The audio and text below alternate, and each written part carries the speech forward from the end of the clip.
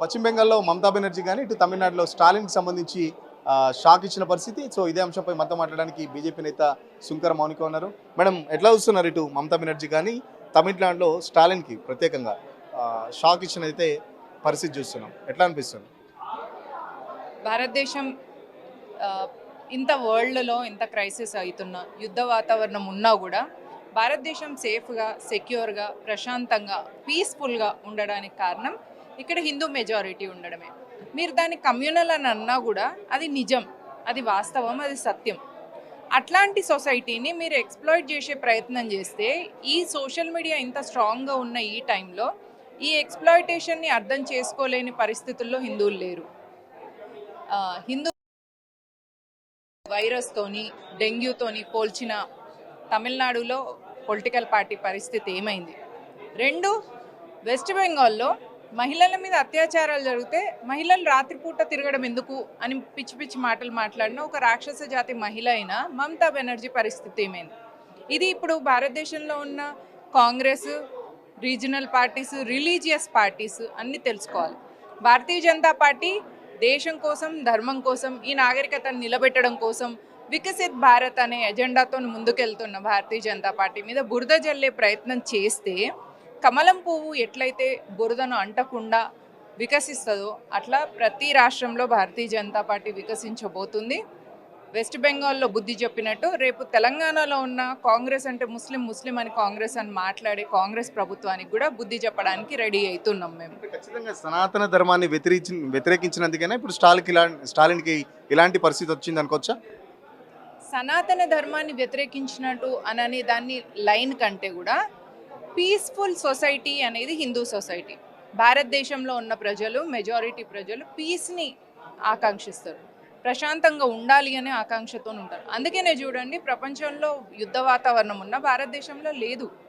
కాబట్టి ఈ విషయాన్ని అర్థం చేసుకొని ఆ పీస్ఫుల్ మెజారిటీ సొసైటీని ఎక్స్ప్లాయిట్ చేసి ఆఫ్ఘనిస్తాన్ విడదీసిండ్రు, పాకిస్తాన్ విడదీసిండ్రు, బంగ్లాదేశ్ విడదీసిండ్రు. ఇంకా అట్లాంటి నేరేటివ్స్ చేయడానికి ప్రయత్నం చేస్తే ఇప్పుడు అది జరిగే ప్రసక్తే లేదు. ఇప్పుడు భారతీయ జనతా పార్టీ ఒకసారి అధికారంలోకి వచ్చిందంటే ఒక 20-30 సంవత్సరాల వరకు దాన్ని అధికారాన్ని టచ్ చేయలేరు ఎవరు. ఈ విషయాన్ని అర్థం చేసుకొని మెజారిటీ ప్రజల మనోభావాలు దెబ్బతీయకుండా give respect and take respect. మేము ఎట్లయితే హిందూ సనాతన ధర్మం అందరి దేవుళ్ళను గౌరవిస్తుందో అట్లా మీరు మా ధర్మాన్ని, మా దేవతల్ని, మా దేశాన్ని గౌరవించినప్పుడు మేము కూడా అదే ఇస్తాం. వన్ సైడ్గా పడింది అనుకుంటున్నారా హిందీలో ఓట్లన్నీ ఇటు పశ్చిమ బెంగాల్ కానీ లేకపోతే ఇటు స్టాలిన్కి సంబంధించి కానీ అంటే వ్యతిరేకంగా పడ్డాయి అనుకుంటున్నారా? పశ్చిమ బెంగాల్లో చూస్తే అక్కడ ఎక్స్ప్లాయిటేషన్ జరిగింది. మనం ఆర్జే కాలేజ్ రేప్ విషయం కూడా కావచ్చు. డాక్టర్ని అంత ఎక్స్ప్లాయిట్ చేసిన తర్వాత ఎవిడెన్సులు తీసేయడం, అక్కడ ఉన్న మహిళలకు రాత్రికి మీరు బయట ఎందుకు తిరుగుతున్నారు అని ఒక డాక్టర్ని మీరు అడిగితే, డాక్టర్ ఎమర్జెన్సీ అనేది ఉంటుంది, డాక్టర్ ధర్మం ఏముంటుంది, రాత్రి పగలు అని చూడకుండా పేషెంట్ అవసరం ఉన్నప్పుడు వెళ్తారు డాక్టర్లు. అట్లాంటి డాక్టర్ని రాత్రిపూట తిరగడం వల్ల మీకు ఇట్లా జరిగింది అని అమ్మాయినంటే ఇదే కదా బుద్ధి చెప్పేది. ఒకటి. తమిళనాడు విషయానికి వస్తే ఏకం సత్విప్ర బహుదా వదంతి అంటే అందరూ గొప్ప గురువులే దైవాన్ని పరిచయం చేస్తారు. అట్లనే జీసస్ కావచ్చు, వీరు కావచ్చు అని నమ్మే హిందూ సొసైటీని పట్టుకొని సనాతన ధర్మం అంటే డెంగ్యూ, సనాతన ధర్మం అంటే వైరస్ అని ఇట్లాంటి మాటలు మాట్లాడినప్పుడు మనోభావాలు దెబ్బతింటాయి. మనోభావాలు దెబ్బతిన్నప్పుడు ఏమవుతుంది, వీళ్ళు కరెక్ట్ పర్సన్ కాదు అనే ఇంప్రెషన్ ప్రజలకు వస్తుంది. వచ్చినప్పుడు ఆటోమేటిక్గా ఎవరు డెవలప్మెంట్ గురించి మాట్లాడుతున్నారు, ఎవరు ఆర్టికల్ 317 రిపీల్ చేసి దేశాన్ని యూనిఫై చేయాలని చూస్తున్నారు, అది భారతీయ జనతా పార్టీ. ఎవరు ఈవెన్ ట్రిపుల్ తలాక్ తీసేసి ముస్లిం మహిళలకు కూడా safe and secure marital life ఇచ్చే ప్రయత్నం చేస్తున్నారు, అది భారతీయ జనతా పార్టీ. ఎవరు ఈ నాగరికతకు సంబంధించిన అయోధ్య రామ జన్మభూమిని నిర్మించారు, అది భారతీయ జనతా పార్టీ. ఎవరు ప్రపంచంలో 4th లార్జెస్ట్ ఎకానమీగా భారతదేశాన్ని పెట్టిండ్రు, అది భారతీయ జనతా పార్టీ. కాబట్టి ఆటోమేటిక్గా భారతీయ జనతా పార్టీకి మద్దతు ఇస్తారు. గతంలో ముఖ్యమంత్రి మాట్లాడిన పరిస్థితి కూడా చూసాం ఇక్కడ తెలంగాణకు సంబంధించి. కాంగ్రెస్ అంటే ముస్లిం అంటే కాంగ్రెస్ అని కూడా చెప్పేసిన సందర్భం ఒక ఎలక్షన్కి సంబంధించి. సో నెక్స్ట్ ఎలక్షన్స్లో బీజేపీకి సంబంధించి కూడా ఇలాంటి రిజల్ట్ ఏమన్నా ఎక్స్పెక్ట్ చేస్తున్నారా? ఎట్లాంటి రిజల్ట్? అంటే పశ్చిమ బెంగాల్లో కానీ వన్ సైడ్ అంతే కదండి, 100%. భారతీయ జనతా పార్టీ తెలంగాణలో పనిచేస్తుంది అధికారంలోకి రావడం కోసమే. ఇప్పుడు ఫోకస్ ఎక్కడెక్కడ ఏ రాష్ట్రాలలో బాగాలేదు అంటే కేరళ ఒకటి బాగాలేదు, పిఎఫ్ఐ పెరగడం వల్ల అక్కడ బాగాలేదు. తమిళనాడు ఇప్పుడు కొంచెంలో బెటర్గా ఉన్నది. ఏపీ ఎన్డీఏ ఉంది కానీ తెలంగాణలో బీజేపీ గవర్నమెంట్లోకి రాగాలి.